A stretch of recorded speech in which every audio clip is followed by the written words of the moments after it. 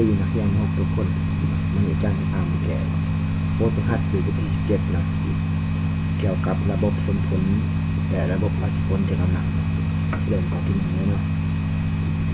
ข้อที่1ระบบสมผลกำลัง2 x บวก4เท่ากับ5กำลัง y ลบ3ข้อที่1ข้อที่2แม่น y ลบ x เท่ากับ1แก่เลยเนาะ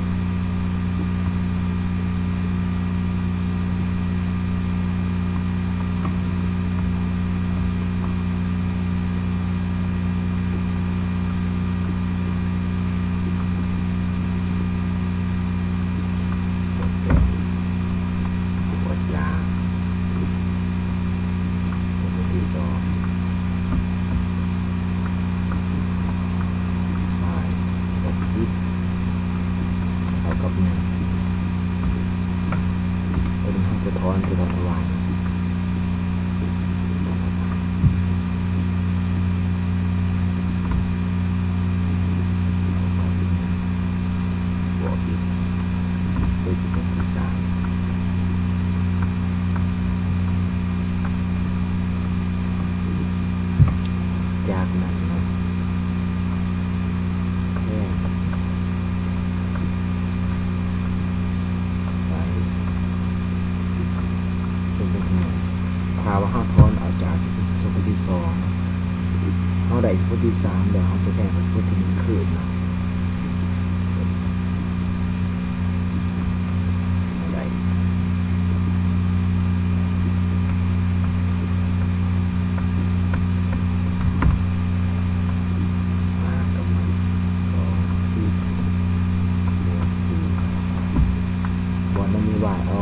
เอา1 บวก x ไปใส่1 บวก x ลบกับ3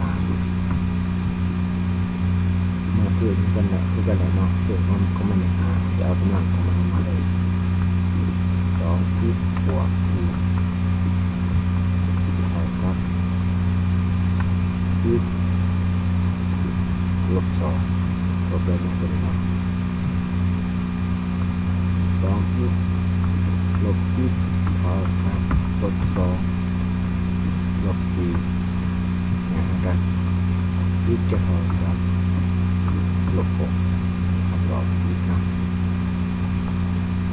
จะส่งมาวางใส่ไม้ดาวแล้วนะ2นะครับวาง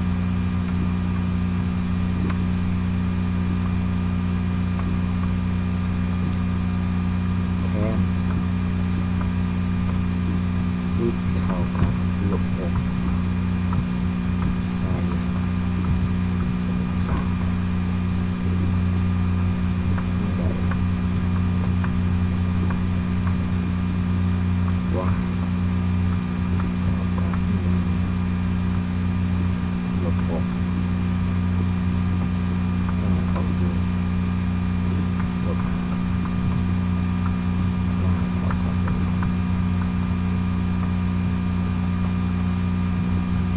ได้ผล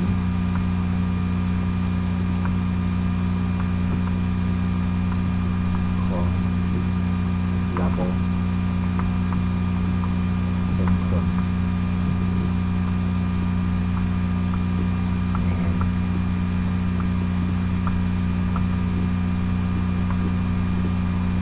S เท่ากับลบ6กับลบ5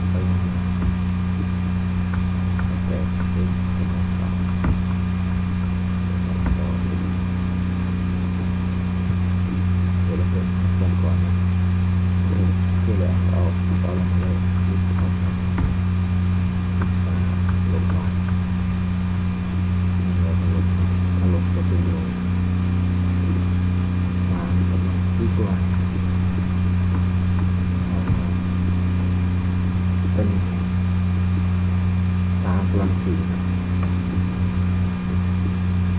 กำลังสี่จะเอาอีก8จะเป็น4คูณ9 9 4 30จะต้องติดกันติดเข้า13ลบมาติดคูณว่า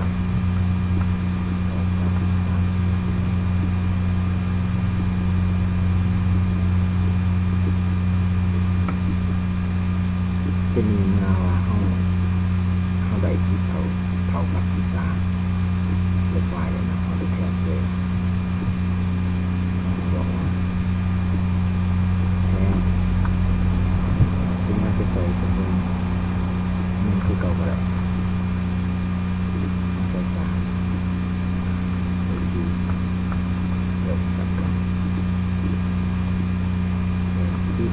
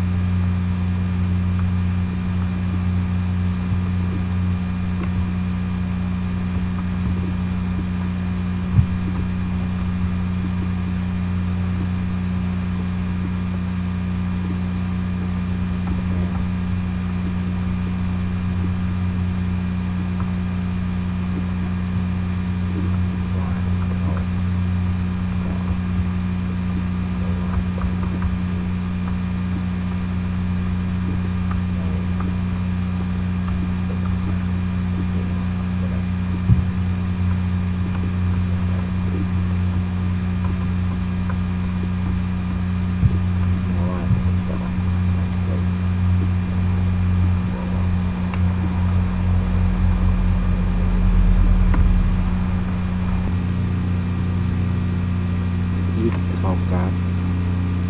13ลบเก้าเท่ากับ4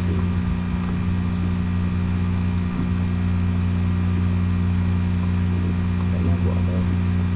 y เท่ากับเมื่อ y เท่ากับ4จะเท่ากับ13ลบ4ออกอยู่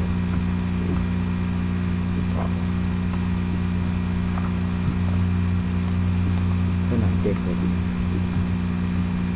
เจอพอดี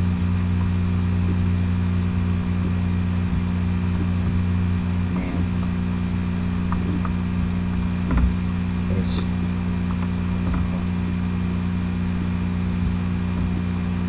สองกลุ่มนี้จะผลได้ที่กับ4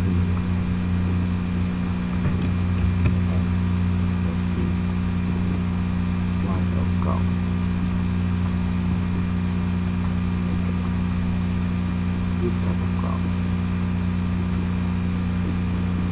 ว่าจะเ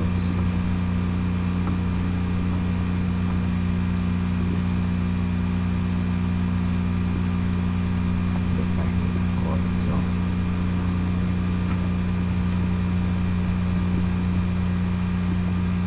ข้อที่3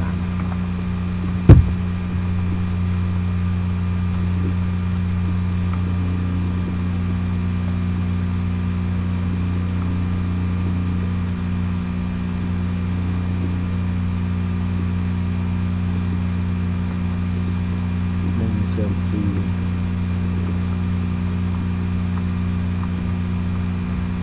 ทั้งหมดกำลัง2ที่ตัว1เท่ากับ2กำลัง2y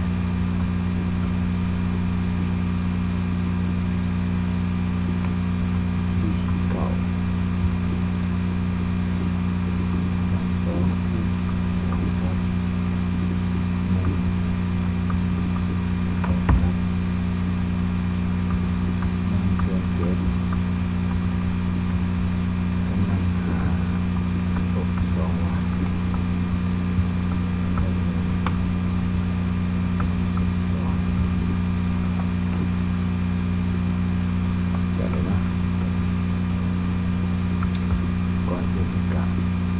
เปลี่ยนก่อนเนาะจะแกะเลยด้วยจะแกะเปลี่ยนก่อนเปลี่ยนให้ผู้อื่นเขาไม่รู้จักก่อนกำหนดจะเปลี่ยนเป็น2มันจะเป็นลบ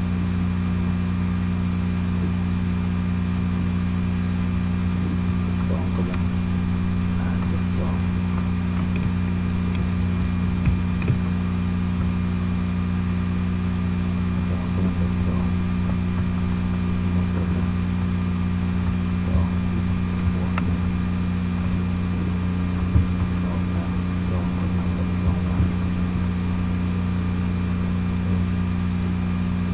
27กำลัง2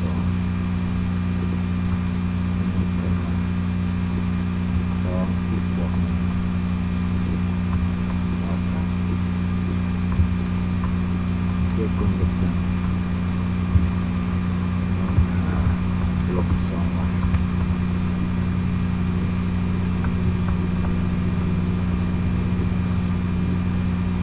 2กำลังลบ4ลบ2แล้วก็2กำลัง2y 7กำลัง4บวก27กำลังเป็น2y ลบ5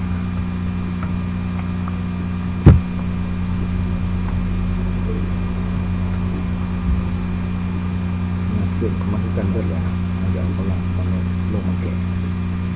ลบ4ลบ2ลบ2y แล้วก็2y 4บวก2เท่ากับ2y ลบ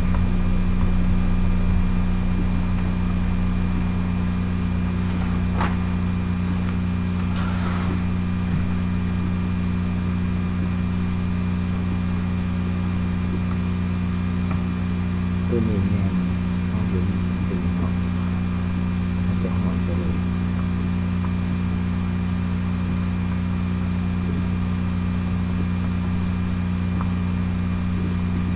อันนี้มาเป็นมันเป็นสองมันเป็นแค่2 วันเป็นว่าเผาครับ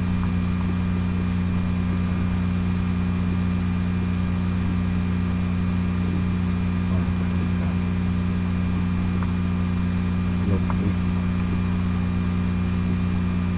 ลูก2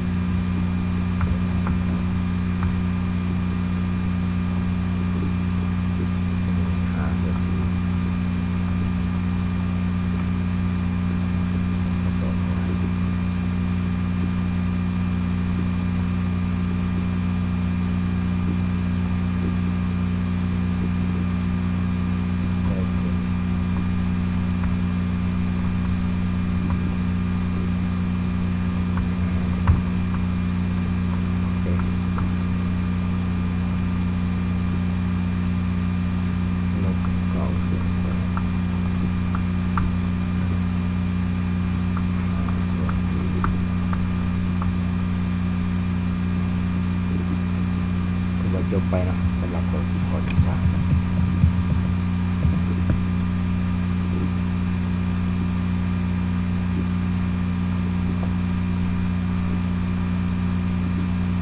วันนี้การจะมาแก้ข้อที่4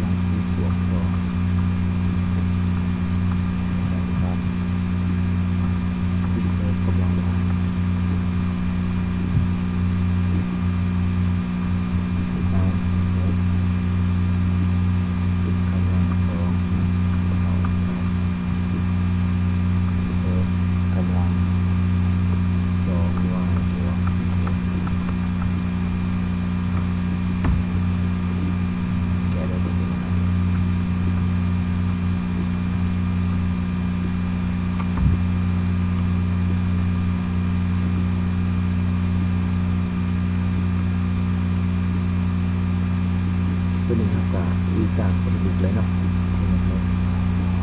ใส่ไปเลย4 กำลัง 2 ต่อ 16เชื่อตัวรวมกับ16กำลัง20บวก2เท่ากับ16กำลัง y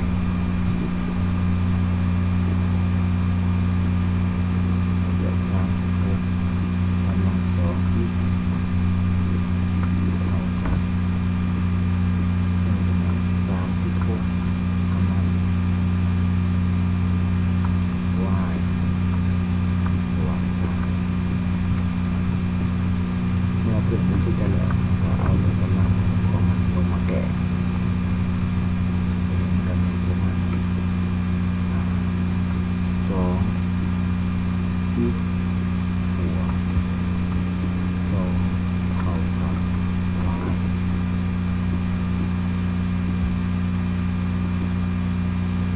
2อีกเท่ากับ y บวก3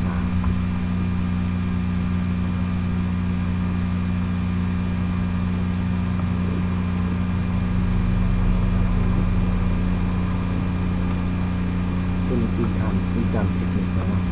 เขาได้จะแก้ไปได้เท่าไหร่เป็นทอนเอา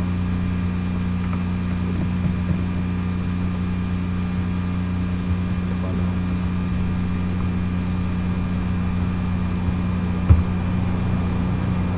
มันจะอะไร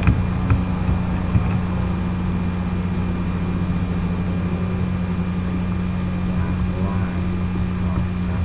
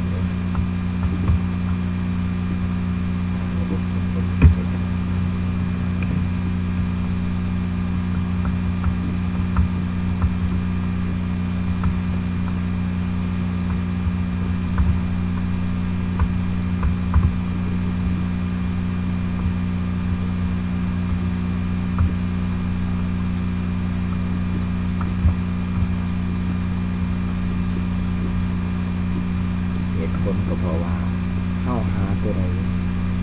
มาคูณกันก็ยังบออกนะตัวอย่างว่าตัวอย่างเดิมที่มีค่าว่าตัวอย่างเราจะเอาหนึ่งไปแทนเขาหรือว่าอะไรอีกเอาเลขเขาอีกศูนย์คูณกับหนึ่งนั่นเป็นยังออกศูนย์อยู่ดีแสดงว่าศูนย์มันจะต่างกับ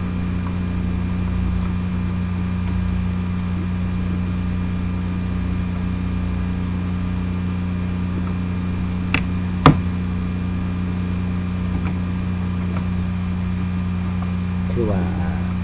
อาจารย์แก่มาตอนไปขอที่หนึ่งขอที่สี่เนาะจะที่จบคลิปไว้ซ้ำขอที่สี่ก่อนเนาะเพราะว่าถ้าแก่เกินไปก็คลิปอาจจะยาวหลายเนาะผู้ใดยังไม่ทันกด